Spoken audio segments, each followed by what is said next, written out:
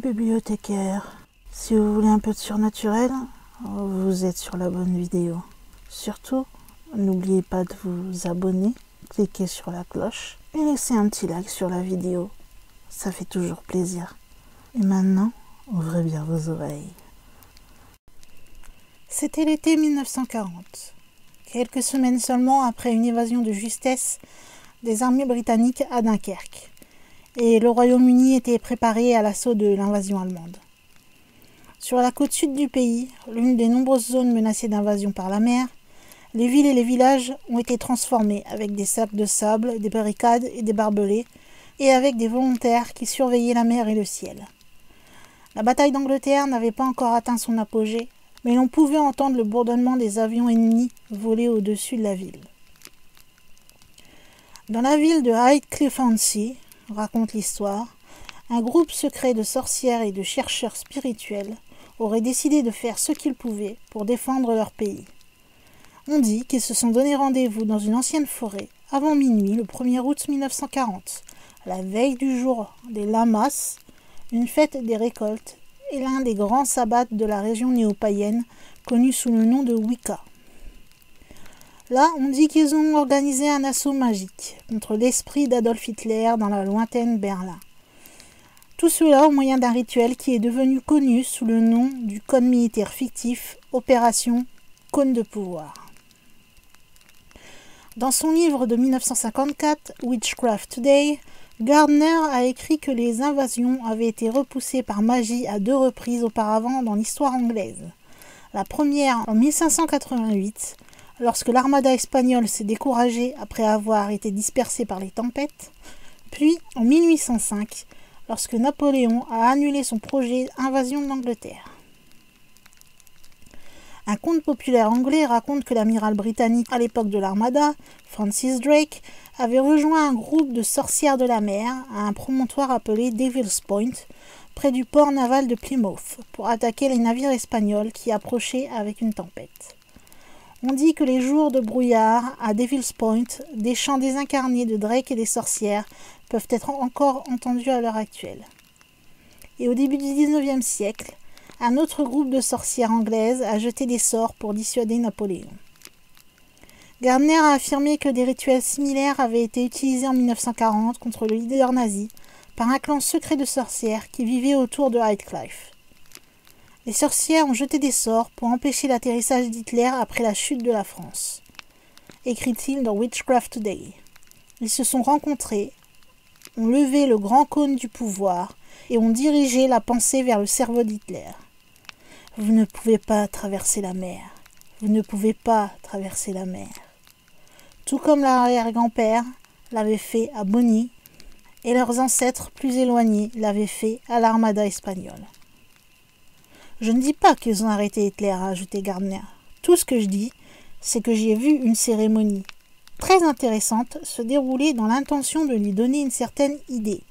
Et bien que toutes les barges d'invasion soient prêtes, le fait est qu'Hitler n'a jamais essayé de venir.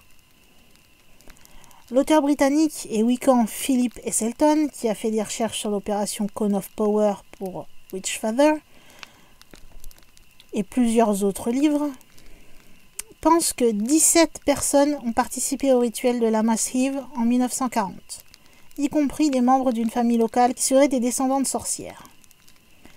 Ils auraient été rejoints par plusieurs résidents de Highcliffe comme Gardner, qui s'étaient rencontrés par l'intermédiaire d'un groupe dramaturgique local appelé la Rosicrucian Crotona Fellowship, qui avait des liens avec des groupes ésotériques plus anciens tels que les co-maçons, qui est une forme de franc-maçonnerie qui admettait les femmes, et le Hermetic Horde de l'Aube dorée. Heselton pense que le groupe s'est rencontré dans la New Forest, à quelques kilomètres au nord de Highcliffe, près d'un ancien arbre à potence appelé l'Homme Nu, et qu'ils se sont rendus à pied jusqu'au site choisi pour le rituel, près d'une forêt appelée Fairnicknap Enclosure. Dans une clairière entourée de pins, écrit Heselton dans Witchfather, ils ont tracé un cercle de sorcières, le théâtre de leurs efforts magiques. Au lieu d'un feu de joie traditionnel, peut-être de peur d'être repérés par des avions ennemis, ou des gardiens de la défense aérienne locale, C'est une lampe de poche ou une lanterne à voler qui a pu être placée à l'est du cercle des sorcières, en direction de Berlin, et qui servit de foyer pour les assauts magiques. Nus ou skyclad, comme disent les Wiccans, ils ont commencé à danser en spirale autour du cercle, se développant jusqu'à l'état extatique communautaire qu'ils croyaient pouvoir contrôler les forces magiques. Pendant qu'ils dansaient, leur chant faisait écho à la formule magique qui, selon Gardner, avait été utilisée lors des cérémonies précédentes contre l'Armada et Napoléon. Une agression psychologique contre l'esprit d'Adolf Hitler qui, espérait-il, affaiblirait sa résolution d'envahir l'Angleterre. Que le rituel ait lieu ou non, dit Magliocco, il nous dit quelque chose sur ce que ces sorcières voulaient être vraies. Il s'agit du pouvoir des sorcières de faire quelque chose qui est presque impossible. Il s'agit également du patriotisme de ces sorcières. Et il parle aussi du pouvoir de la sorcellerie de canaliser les énergies de la terre, de la nature, à travers leur corps pour créer ce cône de pouvoir. Esselton pense que l'opération Cone of Power, ou cône du pouvoir, a probablement eu lieu comme le décrit Gardner, car de telles cérémonies magiques auraient été une expression importante de croyance pour la communauté de sorcières connue sous le nom de New Forest Coven. Je pense que c'est en grande partie vrai. En fait, je retourne la question et réponds que je pense qu'il est extrêmement improbable que quelque chose comme ça ne se soit pas produit, a déclaré Esselton à Mental Floss.